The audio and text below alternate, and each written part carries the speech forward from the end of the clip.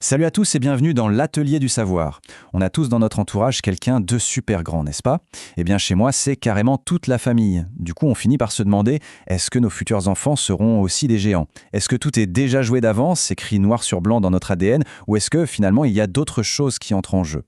Allez, c'est parti, on enfile notre casquette de détective, on va aborder cette question comme une véritable enquête scientifique. Notre but, c'est de dénicher les indices pour enfin résoudre le grand mystère de notre taille. Alors, qui est le vrai responsable au final? La génétique, ce qu'on appelle la nature, ou alors notre mode de vie, notre environnement? L'enquête ne fait que commencer. Pour démarrer notre investigation, on va se pencher sur notre tout premier indice. Et attention, il est énorme. Il nous vient tout droit du passé. En jetant un œil à l'histoire de l'humanité, on va découvrir quelque chose de totalement contre-intuitif. Préparez-vous, ça va vous surprendre. On a souvent cette image de nos ancêtres comme étant petits, un peu trapus, mais regardez-moi ça.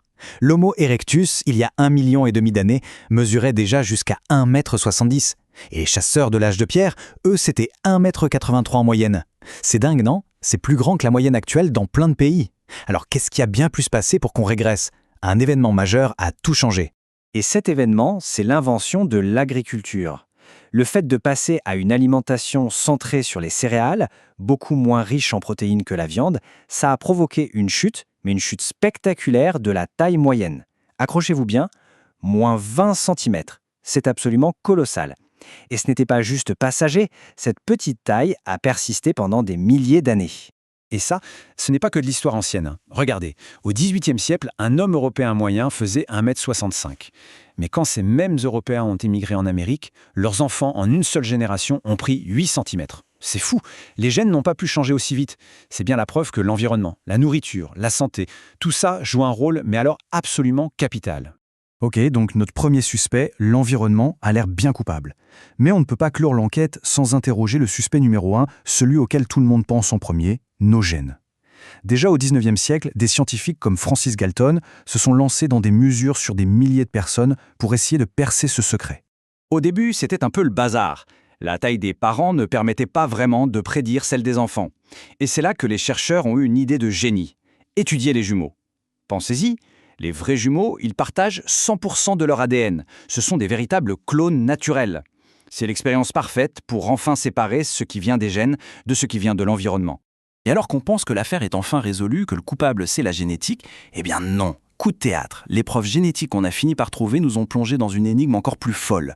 On est en 2007. Une immense étude sort, le chiffre que tout le monde attendait.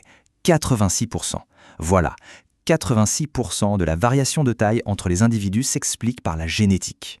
On se dit, ça y est, l'affaire est bouclée, non? Le coupable est identifié, c'est la génétique à 86%. Eh bien pas du tout. Et c'est là que ça devient fascinant.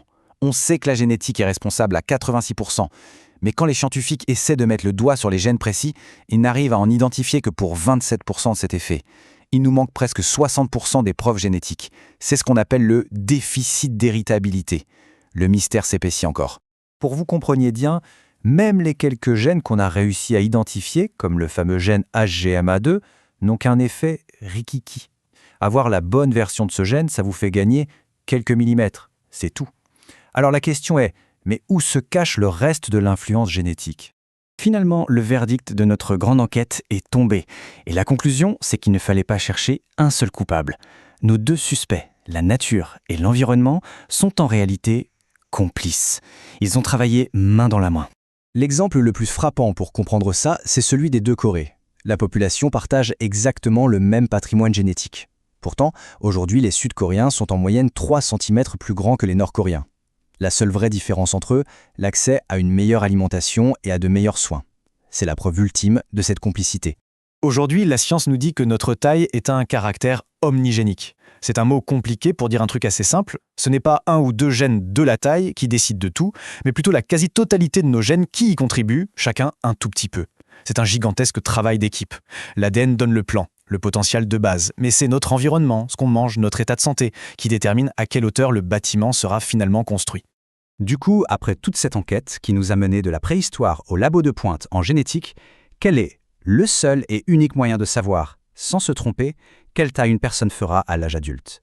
La réponse est finalement la plus simple et peut-être la plus frustrante de toutes. Il n'y a pas de formule magique, pas de boule de cristal génétique. La seule façon de le savoir avec certitude, c'est d'attendre et de voir. Voilà, si ça vous a plu, n'hésitez pas à cliquer sur j'aime, à partager la vidéo et bien sûr à vous abonner pour ne rien manquer. Laissez un commentaire juste en dessous avec votre avis et on se retrouve demain à la même heure. Restez curieux.